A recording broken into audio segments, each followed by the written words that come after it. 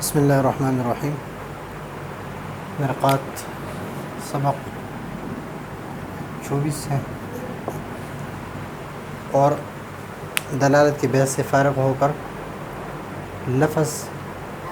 کے تقسیم کر رہے کہ لفظ دال اما مفرد و اما مرکب۔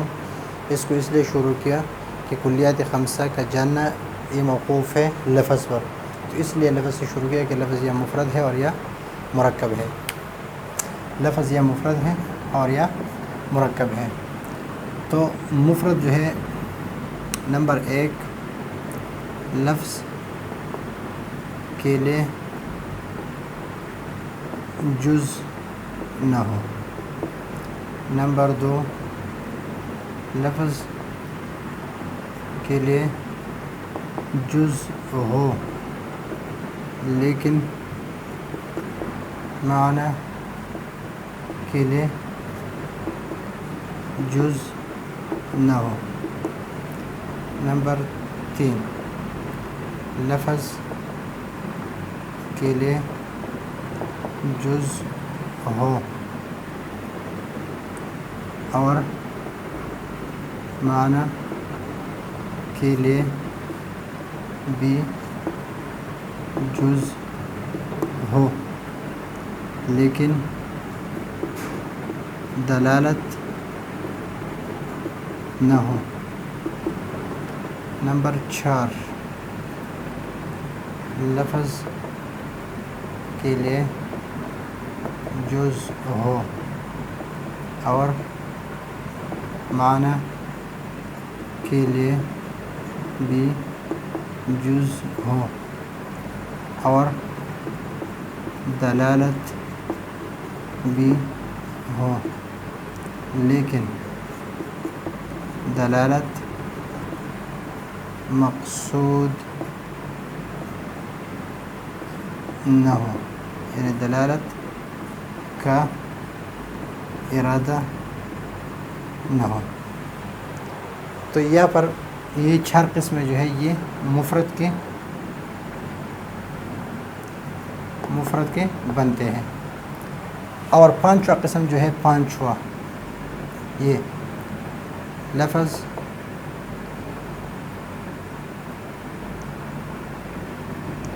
جزئی، لفظ جزئی معنی پر دلالت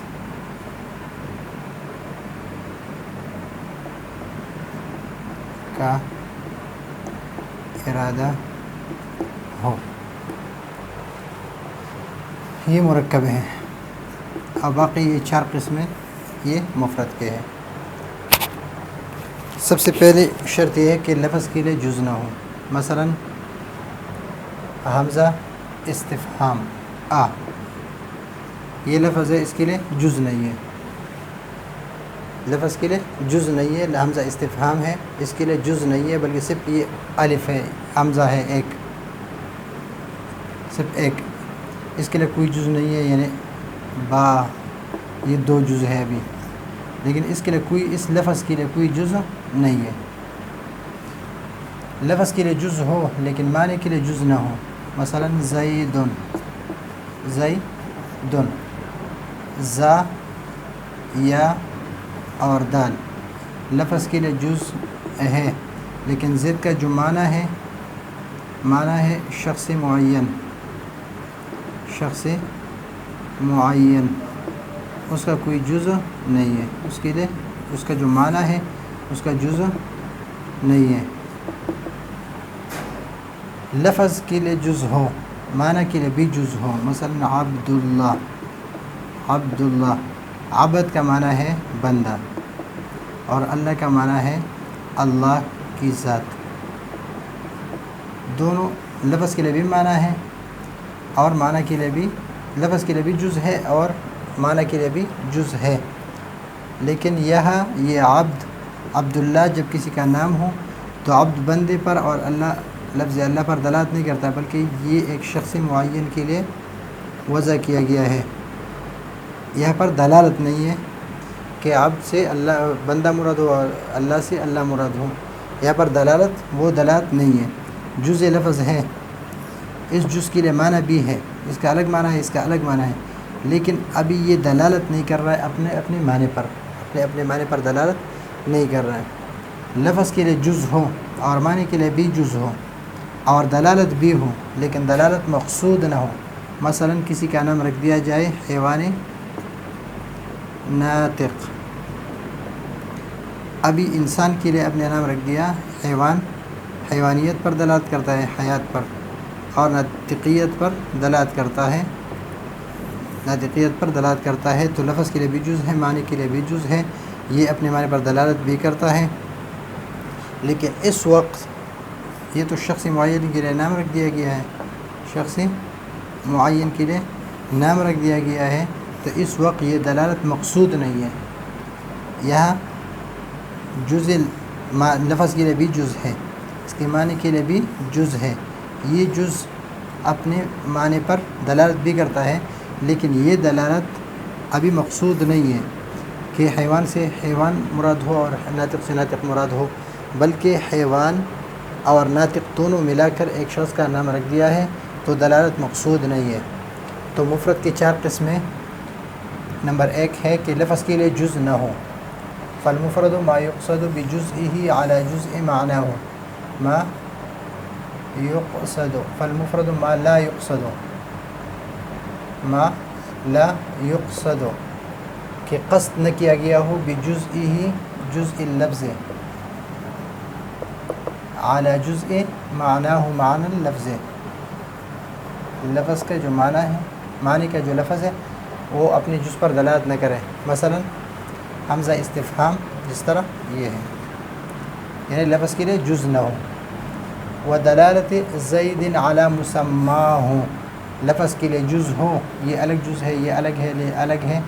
لیکن اس کا جو معنی ہے شخص معین، اس کے لیے کوئی جز نہیں ہے کہ یہ اس پر دلالت کرے۔ ابھی علی مسماہ یعنی جس کے لیے زید نام رکھ دیا گیا ہے، علی مسمى زید، ودلالت عبد اللہ علی المعنى العالمی، معنی عالمی پر دلالت کرے، تو عبد جو ہے اس کے لیے بھی جز ہے، اس کے لیے بھی جز ہے، اس کا جو معنی ہے یہ بندہ ہے اور یہ اللہ تعالیٰ کی ذات ہے، لیکن یہاں پر دلالت نہیں ہے، دلالت نہیں ہے۔ یہاں دلالت کس چیز پر ہے؟ عبداللہ ایک معنی عالمی ہے، علی المعنی العالمی پر دلالت کرتا ہے، اور یہاں مراد عبد سے بندہ اور اللہ سے اللہ نہیں ہے۔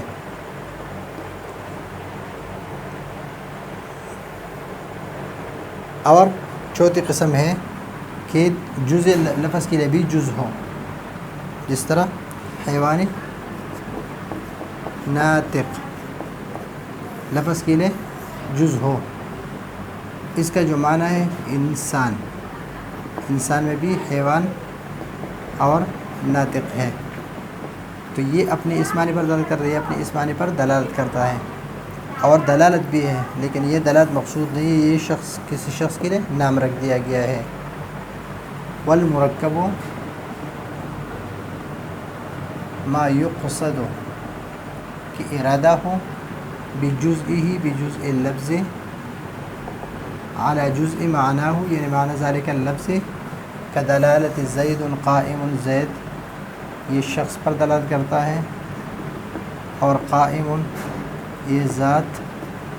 مع الوصف پر دلالت کرتا ہے، اور یہاں پر جو دلالت بھی کرتا ہے، اور یہ دلالت مقصود بھی ہے، علی معناه کہ زید کے لیے قیام ثابت کرنا۔ ودلالت رامی، رامی